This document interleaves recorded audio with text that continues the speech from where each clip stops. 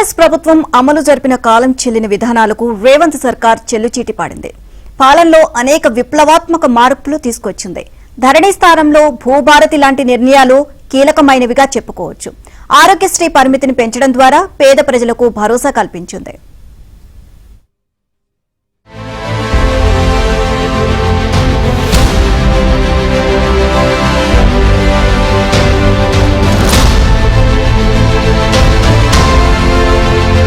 తమది పేదల సర్కారని, పేదల కోసం పనిచేయడమే ధ్యేయమని ప్రతినిత్యం కాంగ్రెస్ పార్టీ చెబుతుంది.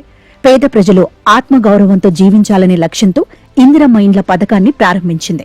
ఈ పథకం కింద సొంత స్థలంలో ఇండ్లు నిర్మించుకునే వారికి 5 లక్షల ఆర్థిక సహాయం అందిస్తుంది. మొదట ఈ పథకాన్ని గ్రామాల్లో పూర్తి చేసి ఆ తర్వాత పట్టణ ప్రాంతాల్లో అమలు చేయనున్నారు. ఇప్పటికే గ్రామాల్లో 3.5 లక్షల ఇందిరమ్మ ఇళ్లు నిర్మాణంలో ఉన్నాయి. వాటి బిల్లులు ఆలస్యం కాకుండా చెల్లిస్తున్నారు. ఇక పేద ప్రజలు ఎప్పటినుంచో ఎదురు చూస్తున్న రేషన్ కార్డుల పంపిణీని సైతం రేవంత్ ప్రభుత్వం ప్రారంభించింది. ఇప్పటి వరకు దాదాపు 12,60,000 తెల్ల రేషన్ కార్డులను జారీ చేసింది. ఇక పథకం పక్కదారి పట్టకుండా ప్రజా పంపిణీ ద్వారా సన్న బియ్యం పంపిణీ స్కీమ్ ప్రారంభించారు. తెల్ల కార్డున్న వారికి రేషన్ షాపుల ద్వారా సన్న బియ్యం పంపిణీ చేస్తున్నారు. రెవెన్యూ శాఖలో భారీ మార్పులకు శ్రీకారం చుట్టారు. గత ప్రభుత్వ హయాంలో విమర్శల పాలైన ధరణి స్థానంలో భూభారతి తెచ్చారు. దాని సాఫ్ట్వేర్ నిర్వహణ బాధ్యత తెరాసిస్ నుంచి ఎన్ఏసీకి అప్పగించారు. గ్రామ పాలన బలోపేతం కోసం 6,000 మంది వీఆర్ఏలను నియమించారు. ఇక భూముల సర్వేకు నెలల తరబడి వెయిట్ చేయకుండా సర్వేయర్లకు శిక్షణ ఇచ్చి లైసెన్సులు అందజేశారు. అధునాతన సబ్ రిజిస్ట్రార్ ఆఫీసుల నిర్మాణం సైతం చేపట్టారు. దేశ చరిత్రలో ఏ రాష్ట్ర ప్రభుత్వము ఆనాడు వారు 10 సంవత్సరాలు పరిపాలించినప్పుడు కూడా సుమారు 1,00,000 ఇళ్లు కూడా కట్టని సందర్భం మనం చూసాం. మొదటి సంవత్సరమే 4.5 లక్షల ఇల్లు ఇచ్చి సుమారు 3 లక్షల పైచలకు ఇల్లు ఈనాడు ఒడివడిగా రాష్ట్ర వ్యాప్తంగా పనులు లబ్ధిదారులే కట్టుకున్న సంఘటన మనం చూస్తున్నాం. ఇల్లు కట్టుకున్న ప్రతి వారికి 5 లక్షల రూపాయల ఉచితంగా ఇచ్చే దాంట్లో భాగంగా ప్రతి సోమవారం వారి కట్టిన స్టేజీని బట్టి పేమెంట్ కూడా ప్రాంప్ట్గా ఈ ప్రభుత్వం వారి ఖాతాలో జమ చేస్తుంది. అంతెందుకు, పేదవాడికి 200 యూనిట్లు విద్యుత్ ఇంటికి ఇస్తామని చెప్పి అన్న మాట ప్రకారం 200 యూనిట్లు ఉచిత విద్యుత్ ఇవ్వటమే కాకుండా మేమేమీ తెల్ల బియ్యం సన్న బియ్యం ఇస్తానని చెప్పలే.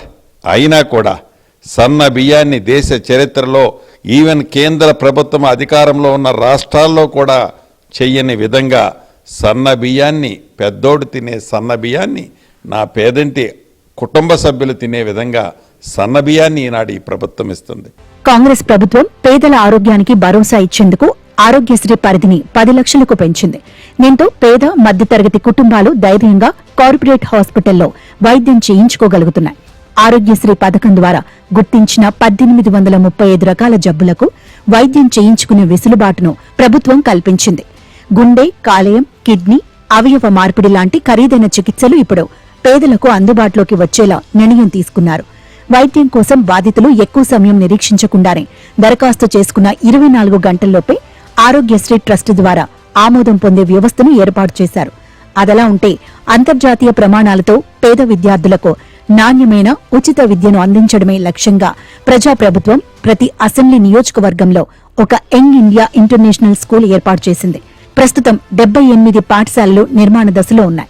వాటి నిర్మాణం కోసం ప్రభుత్వం 15,600 కోట్ల బడ్జెట్ను కేటాయించింది.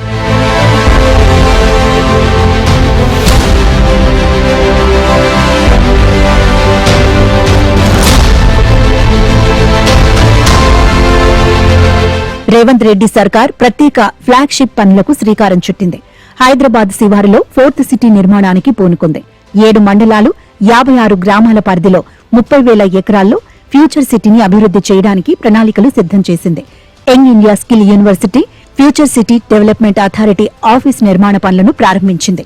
అంతర్జాతీయ స్థాయి క్రీడాకారులను తయారు చేసేందుకు స్పోర్ట్స్ యూనివర్సిటీకి శ్రీకారం చుట్టింది. కొడంగల్ నియోజకవర్గంలో మల్టీపర్పస్ ఇండస్ట్రియల్ పార్క్ ఏర్పాటుకు వేగంగా అడుగులు వేస్తోంది. 5,619 కోట్లతో 2 ఎలివేటెడ్ కారిడార్ల నిర్మాణానికి పనులు మొదలుపెట్టింది. 5,560 కోట్లతో మూసీ పునరుజ్జీవ ప్రాజెక్టు కోసం నడుం బిగించింది.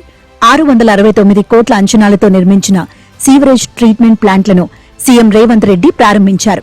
బిల్డింగ్స్ లేఅవుట్ అనుమతుల కోసం కొత్త సాఫ్ట్వేర్ అందుబాటులోకి తెచ్చారు. కేబీఆర్ పార్క్ చుట్టూ ఫ్లైఓవర్లు, అండర్ పాస్ల నిర్మాణానికి సీఎం శంకుస్థాపన చేశారు. ఇక వరంగల్ మహానగరం అభివృద్ధికి గతంలో ఎన్నడూ లేని విధంగా 4,962 కోట్లను కాంగ్రెస్ ప్రభుత్వం కేటాయించింది. మామునూరు ఎయిర్పోర్టు కోసం భూసేకరణ దాదాపు పూర్తి చేసింది. ఎయిర్పోర్ట్ అందుబాటులోకి తెచ్చే లక్ష్యంతో వేగంగా పనిచేస్తోంది.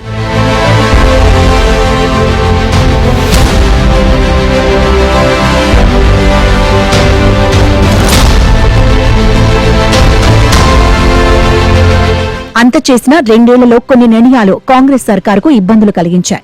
లఘుచర్ల ఫార్మాసిటీ విషయంలో స్థానిక ప్రజల నుంచి మొదట వ్యతిరేకత వచ్చిన కారణంగా మార్పులతో మళ్లీ ముందుకు వెళ్లాల్సిన పరిస్థితి వచ్చింది. కంచె, గచ్చిబౌలి భూములపై విద్యార్థుల ఆందోళనపై సుప్రీంకోర్టు సీరియస్ కావడంతో ప్రభుత్వం ఇరకాటంలో పడింది. కన్జర్వేషన్ కారిడార్ ఏర్పాటు కోసం ప్రభుత్వం తెచ్చిన జీవో 49 పట్ల గిరిజనులు, ఆదివాసుల నుంచి అభ్యంతరాలు రావడంతో జీవోను నిలిపివేసింది.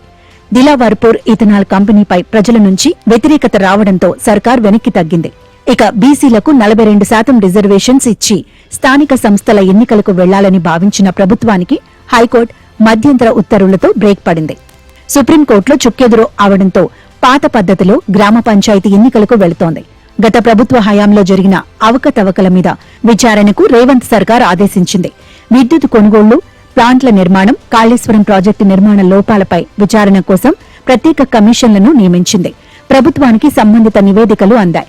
కాళేశ్వరం కేసును సీబీఐకి అప్పగించారు. ఇక ఫార్ములా ఈ రేస్ వ్యవహారంపై కూడా కాంగ్రెస్ ప్రభుత్వం విచారణ జరిపిస్తోంది. కేటీఆర్ ప్రాసిక్యూషన్ కోసం గవర్నర్ అనుమతి కోరగా గ్రీన్ సిగ్నల్ లభించింది.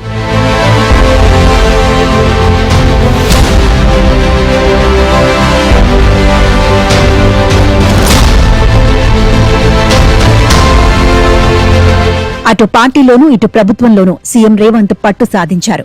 కాంగ్రెస్ హైకమాండ్ వద్ద తన పరపతి మరింత పెంచుకున్నారు.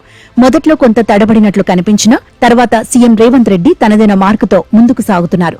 సీనియర్, జూనియర్ మంత్రులను అందర్నీ సమన్వయం చేసుకుని ముందుకు నడిపించడంలో సక్సెస్ అయ్యారు. ఇక 2 ఏళ్లలో వచ్చిన 2 ఉప ఎన్నికల్లో అధికార పార్టీ విజయం సాధించే దిశగా రేవంత్ రెడ్డి వ్యూహం ఫలించింది. ప్రతిపక్ష బీఆర్ఎస్ సిట్టింగ్ స్థానాలైన జూబ్లీహిల్స్, కంటోన్మెంట్ ఉప ఎన్నికల్లో కాంగ్రెస్ విజయం సాధించింది. గ్రేటర్ హైదరాబాద్ పరిధిలో కాంగ్రెస్ కు ఎమ్మెల్యేలు లేరన్న లోటును పూడ్చుకుంది. 2 ఏళ్ల పాలనలో అప్పుల నుంచి అభివృద్ది వైపు రాష్ట్రాన్ని నడిపించిన రేవంత్ రెడ్డి రైజింగ్ 2047 విజన్తో $3 ట్రిలియన్ ఎకానమీ లక్ష్యంగా విజన్ డాక్యుమెంట్ సిద్ధం చేసుకుని ముందుకు సాగుతున్నారు. ఈ నెల 8, 9 తేదీల్లో ప్రపంచ దృష్టిని తమ వైపు ఆకర్షించేలా గ్లోబల్ సమ్మిట్ నిర్వహిస్తున్నారు. సర్కార్ సాధించిన విజయాలు వివరించి భవిష్యత్ లక్ష్యాలను సీఎం రేవంత్ రెడ్డి ఆవిష్కరించనున్నారు.